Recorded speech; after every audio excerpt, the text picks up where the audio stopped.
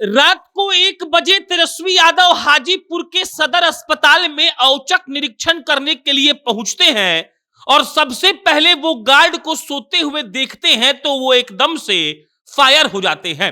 तेजस्वी यादव रात को सदर अस्पताल का औचक निरीक्षण कर ले इसलिए गए होंगे क्योंकि उनको लग रहा होगा कि देखिए, सदर अस्पताल में जब सारा मशीन का पैसा आवंटित कर दिया गया, अच्छी अच्छी कंपनियों को वहां पर ठेका दिया गया, गार्ड की तैनाती की गई, तो वहां पर कोई दिक्कत नहीं होगी। लेकिन असलियत कल जब तेजस्वी यादव ने अपनी आंखों से देखा तो वो भी देखते रह गए। गार्ड साहब कंबल ओढ़कर सो रहे थे और जैसे ही तेजस्वी यादव ने सुपरवाइजर साहब को बुलाकर कहा कि सुपरवाइजर जी, आप बताइए कि गार्ड लोग क्यों सो रहे हैं, तब सुपरवाइजर ने तपाक से कहा कि सर 100% ड्यूटी तो कोई नहीं करता है। और इसके बाद तेजस्वी यादव अस्पताल अधीक्षक पर इतना ज्यादा भड़क गए जिसका कोई जवाब नहीं है। तेजस्वी यादव की ये आदत रही है कि रात को औचक निरीक्षण करने के लिए वो अलग अलग अस्पतालों में जाते हैं।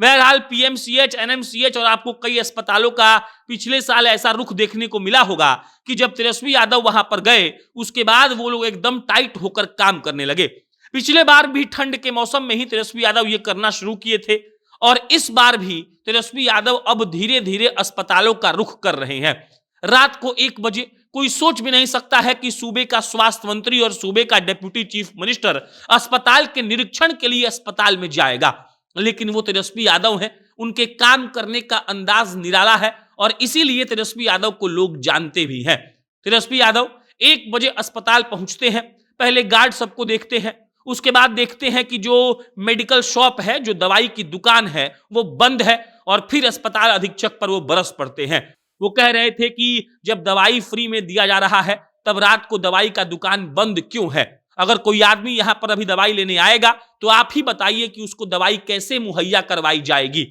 और इतना सब बोलने के बाद तेजस्वी यादव फिर से अस्पताल घूमना शुरू करते हैं। अस्पताल का चप्पा चप्पा घूमते हैं,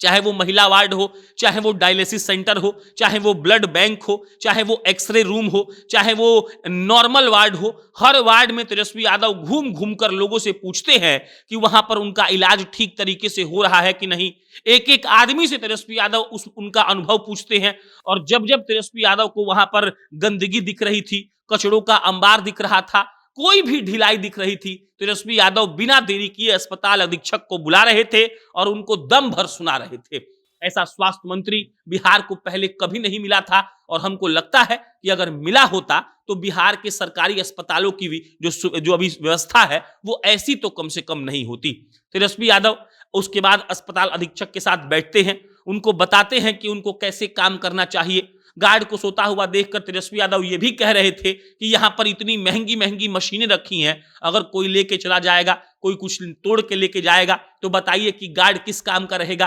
तेजस्वी यादव ने उस गार्ड का जो ठेका जिस कंपनी को मिला है उस कंपनी को on the spot black list कर दिया और इससे ज्यादा तेज कार्रवाई आप और हम उम्मीद भी नहीं कर सकते हैं। पूरा अस्पताल घूमने के बाद तेजस्वी यादव ने अस्पताल के अधीक्षक को समझाया कि अगर हर जिले का सदर अस्पताल ठीक तरीके से काम करने लगे तब पटना पर प्रेशर नहीं पड़ेगा। अगर पटना पर प्रेशर नहीं पड़ेगा तो यहाँ का जो महंगा इलाज है वो सस्ता हो जाएगा, लोग समझ जाएंगे कि कैसे क्या होता है और सदर अस्पताल वाले अगर रेफर करने के बजाय लोगों का इलाज ठीक से कर दें तो थोड़ी भी दिक्कत किसी को नहीं होगी। तेजस्वी यादव का बात अस्पताल के अधीक्षक साहब चुपचाप बैठकर सुन रहे थे, वो कुछ नहीं बोल रहे थे और इससे आप ये समझ सकते हैं कि तेजस्वी यादव अब किस मूड में आ गए हैं। पिछले साल भी रैन बसेरा में तेजस्वी यादव रात को 12 बजे जा रहे थे, पीएमसीएच में गए थे, एनएमसीएच में गए थे, दानापुर के एक अस्पताल में गए थे और इस बार उन्होंने शुरुआत की है हाजीपुर के एक अस्पताल से। हाजीपुर के अस्पताल में रात को 1 बजे औचक निरीक्षण के लिए जाना